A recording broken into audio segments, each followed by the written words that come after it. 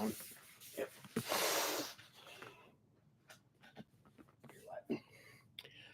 What's happening, gang? I'm coming to you live from Dallas, Texas. This is an opportunity for us to chat.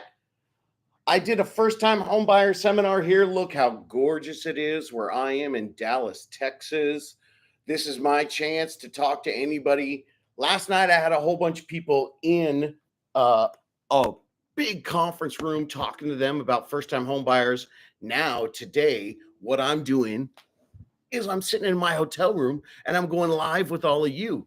So if you've got questions, come on in, ask anything that you want to know about buying your first home. This is free, a 100% free consultation. One of the reasons why I'm doing this today is because there's been a lot of talk about this lawsuit. If you guys have been seeing things in the news, President Joe Biden even talked about this. It's a lawsuit against realtors, and it's a crazy situation where there are headlines all over the place saying that real estate's going to change forever. Oh, this could not be more wrong in so many different ways. But one of the things that the lawsuit is talking about is how there's supposedly a collusion in real estate. And although I have been a strong proponent for many years that real estate definitely has corruption and challenges in the way that they do business in general, this lawsuit addresses none of those things. So today, if you have questions about the lawsuit, or if you have any other questions about buying your first home, bring them on. That's what I'm here to talk to you about. But what I'd like to tell you is this lawsuit doesn't change hardly anything for when you're buying a home. Now, first of all, none of it is even court approved. So none of this can happen until at least July of this year. So if you're already in the process right now trying to buy a home, don't worry, just keep going through the process. Trust your realtor, work with them. They're on top of this as much as anybody else is. But I'm here to talk to all of you, just to the everyman, the person who's trying to buy a home. I want to give everybody the inside secrets on how to do it. I've been doing this podcast for 5 years, and we've been streaming here on YouTube and talking to people all over the country. The main thing that we want to make sure that anybody buying a home realizes is that the process of buying a home, you have to eventually lean on somebody. You have to get the right team to help you out. For instance, the headlines in the news tell you that commissions are going to change, or maybe you've heard that buyers are going to have to start paying for their buyer's agent. Now, the actual lawsuit addresses nothing about who needs to pay for it.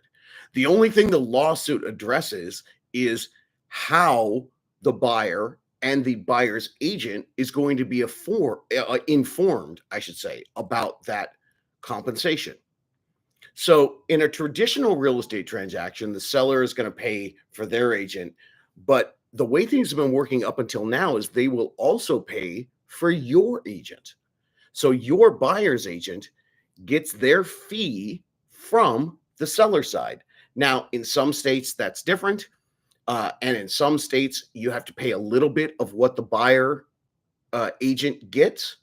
But what we're doing today is explaining how this lawsuit does not change how much your buyer agent gets paid. All it does is clarify who's going to pay them and how are they going to pay them. It's not a matter of how much they're going to get paid. So if you're a first-time buyer out there, and like the seminar I did here in Dallas, beautiful Dallas, look how gorgeous it is out there. Isn't it lovely? Pretty dope, huh? Well, the seminar that I did here, talking to other first-time buyers that live here directly in Dallas, none of them even knew about the lawsuit. And that's fine because finding your right support team to help you through the process, that's the biggest key about buying your first home. So I'm here sitting in my hotel room, got nothing to do, thought I'd open it up. If anybody has any questions, feel free, drop something in the chat. Okay, my first question says, would it be cheaper though you don't have to pay a commission to the realtor. Yeah, I understand that question there. The reason people think that it's going to be cheaper for you to buy a home if you don't have to pay the realtor to or the commission to the realtor, their fee for helping you, is because, well, let me think about it. It is. Yeah, that's simple logic. That's simple math. So if this lawsuit actually changed the entire way that the buyer figured out how to pay their real estate agent, this would be a big deal. But all this does is clarify who's going to pay them and making sure that we notify them. Now, most of the time, we're anticipating that the seller is still going to end up paying for the buyer's agent, which means you, as a buyer, don't have to add that extra cost on. This gets really legal, really mumbo jumbo-y, but that's the bottom line. Eventually, most sellers are going to probably figure out that they want to pay a buyer's agent. Now, they might pay the buyer agent a little bit less. They might end up differentiating how they split the fees to people. But you, as a first-time home buyer, you have the right now to speak to different buyer's agents, and then you're going to actually go into an agreement with them and sign a contract with them. That'll be starting end of 2024. Now, when you sign a contract with them, everyone's like, oh, this is going to be terrible for real estate. No, real estate's been terrible to first-time home buyers for years. This is actually creating accountability to that agent. They're going to sign a contract with you, and you then are going to work with them, and they're going to show you what they're going to do. And now they have to be held accountable because there's a contract. In the reality, I think it's a wonderful thing for first-time home buyers. Again, my name's David Sidoni. I'm in Dallas, Texas. What up? And I'm having an awesome time here meeting with first-time home buyers. This is your chance. If you have a question, drop it in the chat. Anything you want to know. I do a podcast that helps people all over the country. And tonight, I'm going live to answer your questions. One of the biggest questions I got at the seminar that we did was, how much money do I need to make a house? Are you ready to have your mind to make a house? What does that mean? No. How much money do I need to have to buy a home? Well, get ready to have your socks blown off. And I said that because I'm 54 and I'm old and I say old guy things. Right now, the average home in America in the US is about $400,000. If you have zero debt and your monthly income is going to need to be somewhere between $7,000 and $8,000 a month to afford a 5% low down payment on a home. Do the math, kids. That's $90,000 to $100,000. That's what it costs to buy a $400,000 home. That's what your annual salary has to be. And that's not including your debt. And that's also assuming that you have a fantastic credit score. So that's where we are right now. Fortunately, if you have the right real estate team behind you, there's a lot of different tricks and creative things that we can do with the financing to possibly get you approved for something higher, even though you have a lower income. Or most importantly, we can help you start a plan. A plan is what actually helps get you to buy a home. Most people think you click, am I approved? Okay, this is what I'm approved for. Let's go shopping. All that stuff is the very end. If buying a home looks like this, going and looking at homes, writing an offer and doing the contract looks like this. This whole part, like way out there, that's the planning. The planning helps get you in the right position to buy a home. Why should a buyer's agent get paid? What does that seller have the incentive? Okay, great question. Another good question about that. The buyer's agent, the person who represents you, is someone that wants to come in and be your advocate. And they're going to do that for a fee.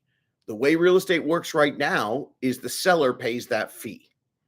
So when a buyer's agent sees that they're not going to be paid anything to help you purchase this home, the odds of them showing that home it tends to drop a little bit because what you're doing is you're trying to find the right home for you. Now, a good buyer's agent is going to go through whatever it takes to get you the home, but they still need to be compensated at some point for what they do.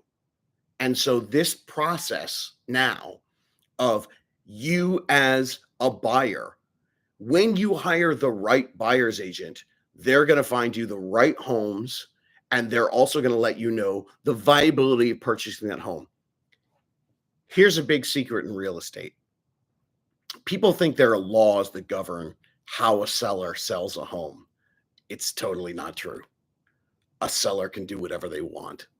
If my home's worth $400,000, I can put it on the market for $550,000. And if I don't get a $550,000 offer, I can tell everybody to piss off who doesn't send me that offer. That's a seller's choice. There's no manager to go complain to, Karen. That's one person selling one home one time, and they can do it however they want. Now, if they're logical, then they're going to look to pay the buyer's agent. They're going to look to make sure they have a good deal with the buyer. If you do an inspection and you find the air conditioner is broken and they said it has an air conditioner, well, then logically they're going to fix it. I have seen deals where that doesn't happen. I have seen deals where the seller decides to do whatever they want to do. So, hey, this is me. I'm in Dallas. If you have a question about buying your first home, feel free to ask me right now. This is free. I'm giving this to you for free. Now, a lot of times people will call me up and we'll do a consultation, and that's a whole different ball game. But today, I'm in my hotel room. That's where I sleep, and I'm going to give you free consultation. So ask me your questions. We're attempting to make sure that you guys out there, and by the way, I don't want to sell you a home. That's not what I do. I mean, I have a real estate team in Southern California, but this is YouTube Live and this goes everywhere. So if you have any sort of questions about buying a home in any capacity, drop those questions in the chat right now, and I will answer the questions. So the biggest question that I got at the seminar was, how much money do I need to buy a home? The other biggest question that most first-time buyers ask me all the time is, David, how much money do I need to buy a home? Here's the myth. This is a giant myth. This is so big, I'm going to hide behind the curtain. You do not need 20% to buy a home. You do not need 20%. 20% is what most people think the down payment is when they're trying to buy their first home. You do not need 20% down to buy your first home. I've been doing this 18 years.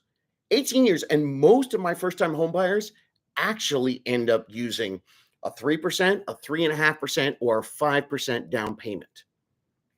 That's the game that the industry doesn't want to tell you about. They don't want you to know that's the way it works, but that's the way that it can work. So if you have specific questions, do you have a question about your credit score? Do you have a question about buying with a partner? Do you have a question about how many years do I have to be in my job? Drop the question in the chat and I'll answer it for you, because the information that you have as a first-time home buyer can help you succeed. It can help you do so much better. Credit scores. You can buy a home for a 580 with a 580 credit score. Should you? My personal belief is that you should end up talking to a great real estate team, whether you're working with both a real estate agent as well as a lender. And those people should help you boost up your credit score. Because let's face it, if you call someone and you've got a 580 credit score, you're probably not going out to buy a home that weekend immediately. You're probably going to have to get all your questions answered. How much do I need to save up? Do I need 3% down? Do I need 5% down? Do I need 10% down? So while you're working on saving that up, you can at the exact same time be doing your credit score. So both things are going up. You're working on a credit score, you're working on your savings account, and then 3 months, 4 months, 6 months, 12 or 18 months down the line, then you can be in the best position to go out and start looking at homes. That's the entire goal of this YouTube channel, as well as my podcast. If you've got questions, reach out to me anytime. The website's howtobuyahome.com, but I see some of you on here right now. Drop your question in the chat and I'll help you out. The big thing a lot of people ask me about is credit scores. Credit scores at 580, yes, you can buy. But did you know when you go to 600, 620, 640, 660, every 20 points that you go up, 20 points, you get into a higher tier, and the people offering you the home loan are going to give you better mortgage rates, better loan programs, and better options for you to buy a home. That's just one of the many, many secrets that we have on the How to Buy a Home podcast and here on the How to Buy a Home YouTube channel. So if you've got questions, feel free, drop it in the comments here. I will respond to all the comments here. Check out the How to Buy a Home podcast. If you don't have time to sit in front of your computer and you just want to listen in your ears, that podcast is there to help you. It's all free. Drop your question in the comments. I'll respond. Thanks so much for coming to my live here in Dallas, Texas. It's been really fun. And I look forward to seeing you on the next How to Buy a Home 101 Q&A. Peace out.